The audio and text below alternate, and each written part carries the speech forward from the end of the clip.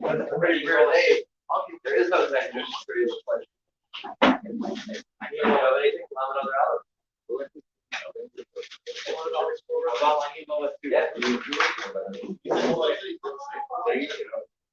Next Jewish history is Avi's actual birthday, right? Right? Is it my birthday? Oh yeah, it's another Aleph. It's not like you've been we will say it's happy birthday to your day. But this year is your official birthday, right? Like tonight. Yeah. The regular year, it's I don't remember. also Chavtesh Shvat, right? You know that there's two others.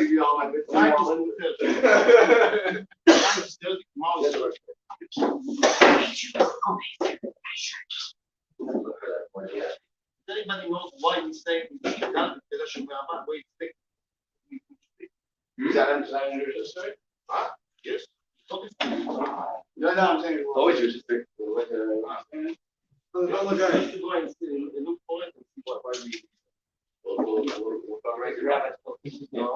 On the wall. Yeah, interestingly enough, just like Avi, somebody born on such a rare day like Lamed Adar Aleph, 30th day of the first Adar. So once if you want the last time you don't know Jewish law 7 times every 90 years. That's why you're so young. Yeah. Well, it's your birthday? Official birthday this year, yeah? My birthday. אני שמח. That's where you're growing up. I'm so happy. Let's find that.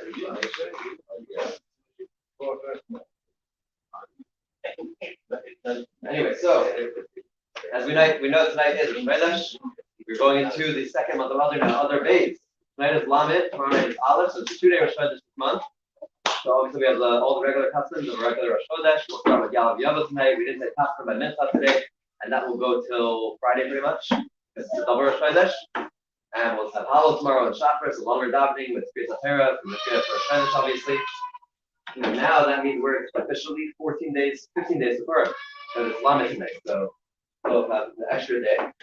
But now we go into a whole nother month of Adar, Baruch Hashem. We said there's 60 days of Adar this year.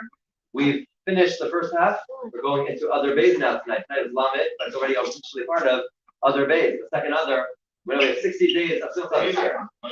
No, we have the whole year. Of course, should always be happy. It's Simcha. Okay, about the shift. Yeah. Amen. Very good. So, I don't remember where we're up to with the laws of Torah.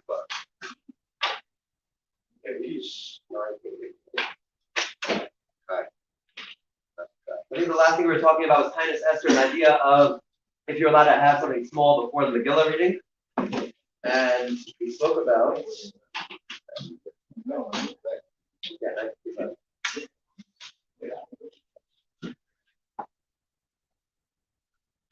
So we said somebody who the best thing to do is not to break your fast until after you hear the Megillah. Officially, let's say the fast is over, let's say 7:15, let's just say, right? Officially at 7:15 on a regular fast day, you'd be allowed to eat now, eat or drink. But because we still have to hear Megillah for a night, and it's a mitzvah to hear Megillah, you have to wait till after the Megillah. And obviously it depends on your Balkorah for the Megillah. It's going to take 10 minutes or it's going to take 30 minutes. Depends on how long you're going to be able to eat it. I don't know. I'm not ready. 40, 45 things. Yeah, depends where you go. Usually with the minyan, it's pretty hard for even the reader to do fast. Not enough time. I'm shooting you. I'm supporting you. That was going to read, right? I vote for you. Then blend stuff. But so we said you're allowed to taste something small. If you feel like your mom is like your college, like you're weak, you have to eat something. You're allowed to taste something small. We said before the Megillah, if you have to. Like somebody older who can't sit for so much longer. I mean, it's even a whole question of older people fast altogether. But anyways, you're allowed something small like coffee if it's going to give you strength for the Megillah reading. Now that this was done perfection, it's to hear Megillah in the shul, like we spoke about this yesterday already. So let's get to number 10. So now we've learned about how to read the Megillah, how it's supposed to be with a minyan, but it doesn't have to be meaning if you have to do it without a minyan, that's totally fine as well. But now the next thing is that it's a custom accepted upon all Jews that the reader does not read from a rolled up Megillah, but rather, the Chabad custom is that we spread the Megillah out as if we're reading a letter, like a proclamation. That's everybody's custom, not only Chabad, it's all the custom. So you spread it out and fold it out. And we spread it out and fold it section after section. The Chabad custom, and I think most of the customs is that we have we fold it 3 times, fold it over 3 times, so it's read like as if we're reading a letter. Because literally Megillah is not a Torah scroll; it's a letter. It's a letter that was written by Mordechai and Esther about the proclamation of the story of Purim, the decree and everything. Yeah. And the person who reads the Megillah, whether it's daytime or nighttime, recite 3 blessings after before the reading. So we have the bracha Shekesh Shana Mitzvah Al Mikra Megillah about the bracha for reading the Megillah itself. Then the bracha Sh'asa Yitzim, which is the same bracha we make by Purim, which is the bracha we make for the mitzvot, which are Derabanan from the rabbis of these special holidays. Hanukkah and Purim are mitzvot that we got from the rabbis. Therefore, we make the special bracha Sh'asa Yitzim Avoseinu Bayim Mahem Bizman Hazeh. And we also have that bracha by Hanukkah and also by Shofar, and also Shechayanu. So those 3 brachas. After the reading, we roll up the Megillah completely, place it in front of the reader, and everyone says the bracha together. The custom is that we say the bracha Harav Esrivenu, who fights for us, like Hashem who fights for us. Yeah. Before the Megillah. That's why we do it before we even read the Megillah. We read we have Zafar and Shabbat, and then before Megillah on Purim morning we read Vayav Amalek, the story of the others.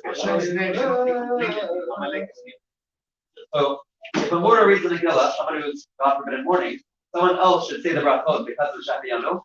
Because officially, according to Halacha, somebody who's in mourning for a parent for the 11 months of mourning should not say the bracha of Shachiyanu in general. When Shachiyanu is said in the daytime, you should also have in mind to exempt with this bracha the mitzvahs of sending the Shlach Manot, Matanot L'Avyonim, Sedat Purim. So when you say the bracha Shachiyanu by the daytime, when you hear the Megillah reading, everybody should have in mind the 4 mitzvahs that you're going to be doing on Purim. Well, Megillah is one of them, but the other 3 mitzvahs, which is, like we spoke about in the past few days, Shlach Manot, giving gifts of food to at least people, and Matanot L'Avyonim, giving gifts to the poor, giving zakat to poor people, and the Mishnah, so that's Purim, 3 men, and Mishnah, or so that's Purim. And the reader too, when saying Shachiyanu, should have the congregation in mind with these mitzvahs as well. He should have in mind that I'm reading the Megillah and I'm fulfilling for the entire congregation. The reader of the Megillah must have in mind to fulfill the mitzvah on behalf of all the listeners, just like by Kiddush on Friday night or on Shabbat, when you want to have when the rabbi makes Kiddush, let's say for the whole shul, or at home the father makes Kiddush for his children and for his wife. He has to have in mind that I'm having in mind that this Kiddush is I'm gonna have everybody in mind. Yotzeh. For the Megillah? And for what? Some things you can be read Yotzeh from someone else. It depends. Like when it's a rabbi of a shul, generally he's having in mind the congregation, and whatever the case is. Or a father at home is generally having in mind the entire family on his behalf. It depends on the situation. Yeah, sometimes it's good for a person to do it themselves. The listeners too must have in mind to fulfill their obligation with his reading, and they must listen to every single word. And now we have the very famous halacha. If you fail to even hear one word, you miss one word of the Megillah, you're completely not yotze your obligation of hearing the Megillah. That's how serious the reading of the Megillah is. You gotta hear every single word. Now that doesn't mean like some people think you have to read every single word. Like, and if you miss a word by reading it, then you're not yotze. It's hearing every word with your ears, obviously. Now, like the Rabbi spoke about last night, the best thing is, if you can, to read the words quietly with the Bachar, with the reader of the Megillah, so that you fulfill your obligation 100% by you not. And let's say it were to happen where maybe there are kids in the room, whatever it is, and you somehow miss a word, hopefully you don't, you read it, and therefore you already heard that word yourself. Even if you don't hear it from the reader, you hear it from yourself. But obviously, like we spoke about last night, the best thing is to read it extremely quietly, like whispering as if you do like a traditional esrei, so that you don't disturb other people and maybe make them get distracted and miss a word, because then you really have a problem. So the reader therefore must be very alert during the noise making and the confusion when the name of Haman is mentioned. This is very important, and that's why the rabbi always announces in a shul, we're going to read the Megillah now, especially with the kids in the room. When we get to Haman, the Chabad custom is we don't make noise by every single time that we mention Haman's name, like my grandfather would say, because if we do that, we'll be here till Pesach. So we only do it when there's a title. When Haman HaRasha, Haman HaGagi, Yehudim, different titles. That's the Chabad custom. That we only bang and make noise when Haman has a title, has an evil title with it. Yeah, because we do it every time, we'll be here forever. Nevertheless, it's proper and fitting to have a valid handwritten Megillah, so that you can say every word for word quietly. Meaning, you're allowed to obviously read the Megillah along with the reader, like everybody in the shul is allowed to read from Chumash or a copy of the Megillah itself. But mitzvah and mukhar, it's his or mitzvah. The best thing is if you can actually have a scroll, an actual Megillah to read and follow along with. That's like not saying that you're not going to the mitzvah without it, but it's the best way to do it. If you have to buy a Megillah, you don't have to do this. It's called his or mitzvah. If you get a Megillah, yeah. So the best thing is, if you can't have your own Megillah, or if you don't have your own, what do? Go to your friend who has Megillah. Hopefully, maybe you have a friend who has one, you can read with them. That's what you do. You have 3 people reading from one Megillah, no problem. But you don't have to do this. If you want a Chumash or a... You got time? So, you can say word for word quietly in case you don't hear one word from here. So therefore you have Megillah. You're completely Yosef because you're reading it from the scroll itself, and you're 100% not leaving a question if you fulfill your obligation. Also, every intelligent woman who is in the women's section is encouraged, if possible, to obtain a valid Megillah from which to read. I don't know how possible that. I mean, yeah, it's not possible. For the women's section, it is difficult to hear the reading, really. And women are obligated to hear the Megillah the same way as men. So we're saying that women have the same obligation as men to hear the Megillah just like the men. So if women also, if possible, then they should also have a scroll. But obviously everybody according to their custom, not necessarily as possible for everybody to obtain the Megillah. If Kiddush Levana, sanctification of the moon, of the new month, has not yet been said, and it became visible during this, somehow it became visible during the reading of the Megillah, I really hope nobody's going outside in the middle of the Megillah to find out if the moon is right. What? Basically, nobody should go outside, and I don't encourage anybody to go outside to go check for moons. The new moon is out during Megillah reading because you're gonna have to hear the Megillah all over again, basically. But for some reason, if there was somebody outside, maybe they came late to the Megillah reading, and they find out that they look up and they see that the moon is visible, then the Kiddush Levana should be done after the reading of Megillah. But technically, that's even actually the last day to even do Kiddush Levana, because the 14th day, Yudalit, is the last day you can actually do it all together. 2 minutes. The reader must recite the names of the 10 sons of Haman, including the word Aseres, all in one breath. So the pressure is on for all the Balkaras out there, for the 10 sons of Haman, to make it known that they were all killed and hanged simultaneously at the same time. And it's customary, at least initially, to recite from Chamesh Ish, 500 men, all in one breath. From that point until you read all the 10 names, that's why the Megillah is big letters. You don't give them a chance to read. You don't give them a chance to read when they're all angry. No. Oh. 1 second. Well, everybody else reads it together with you. So it's customary to at least initially to recite from Chamesh Ish in one breath. If he has already read the names, and even if he paused while reciting the names of the 10 sons of Haman, he has fulfilled this obligation. You also got to understand, at least for a night, this Balkora hasn't eaten all day. So he might be one breath off, still Yotzeh. It's not like the shofar where you miss a breath or something, and then maybe you have to go back to that set of sounds. Very different. But the custom followed in some communities is that the entire congregation says the names of the sons of Haman together. It says Mashushan Argo. The Balkora says it loud. He pauses. Everybody says it together. The 10 sons of Haman, and then the Balkora says it afterwards. And rather, the reader should recite them, and the congregation should listen as they do for the entire Megillah. And the reader says the verse. Should raise his voice. He should raise his voice for that's when the actual miracle of Purim actually began. That's when the turning point was that night in Parak Vav. So the Chabad custom is that the reader raises his voice a little bit by that point. And whenever he says Hayigeres Hazois, this letter, you should gently shake the Megillah every time you say the word Hayigeres Hazois. 2 minutes. Okay, so we have 1 more minute. Just again, reminder that tonight is Rosh Chodesh, the fourth night of Rosh Chodesh. So when we get to Shemona Esrei, before Modim, we say Yalav Yavam, page 128 in the big gray box. If somehow you forget tonight, no problem, you don't have to go back. Tomorrow and Thursday, if you forget, you have to repeat Shemona Esrei again. So hopefully you remember that. Myra, page 118. Okay. I'm announcing the 2 other.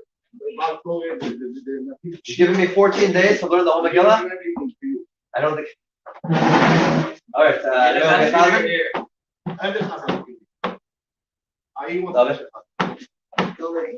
Nathan?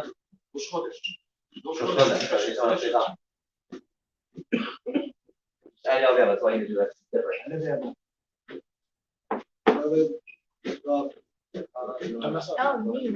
What up?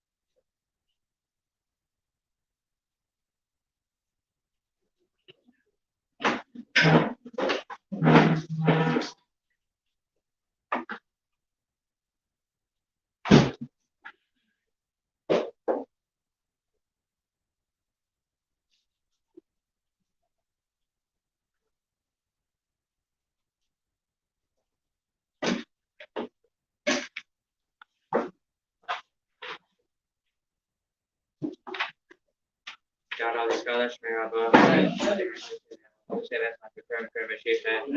My game on the night on a prize all these girl about go is my furry.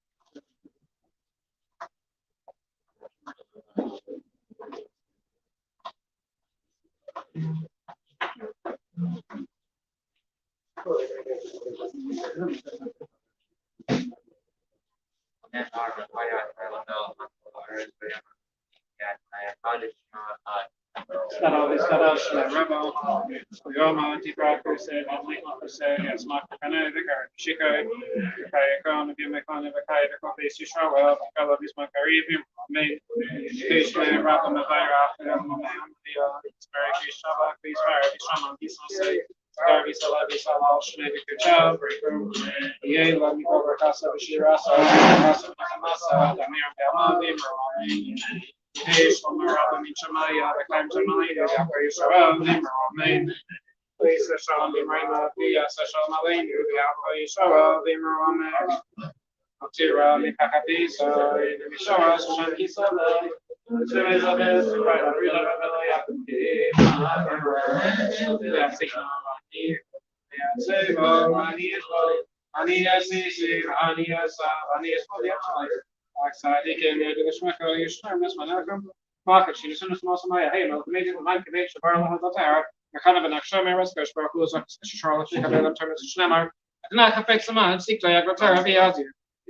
Skadash, Rabba, Yom, Divak, Hussein, Nikon, Hussein, Yasmak, Rene, Vicari, Mishika,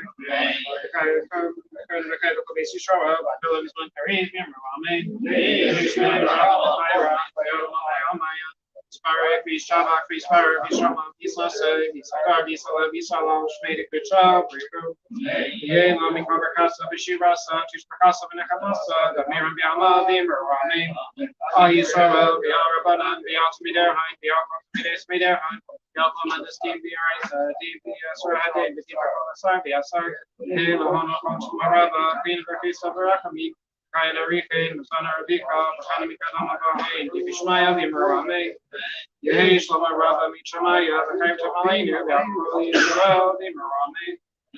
Please, Shalom, be my mouth, yes, Shalom, Aleinu, the Alpoli, Israel, the Mirame. Anybody have an important announcement?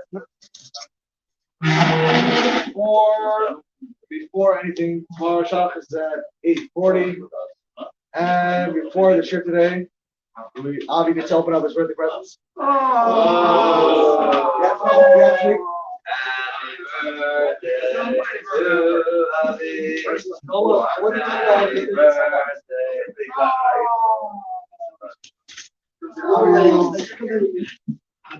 inside the bag. Look inside the bag.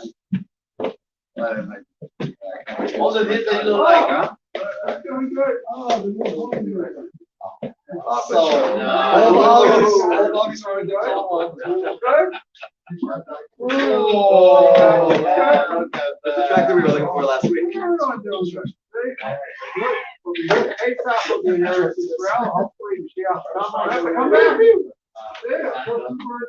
the new one. Something's not like that.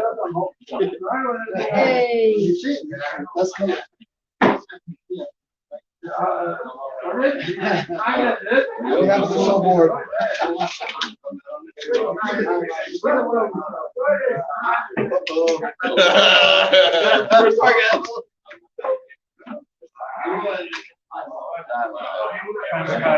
Tomorrow night wine tasting at 7 o'clock right here. Tonight, share with Al right now. I mean, no, I don't trust you with your actual gun.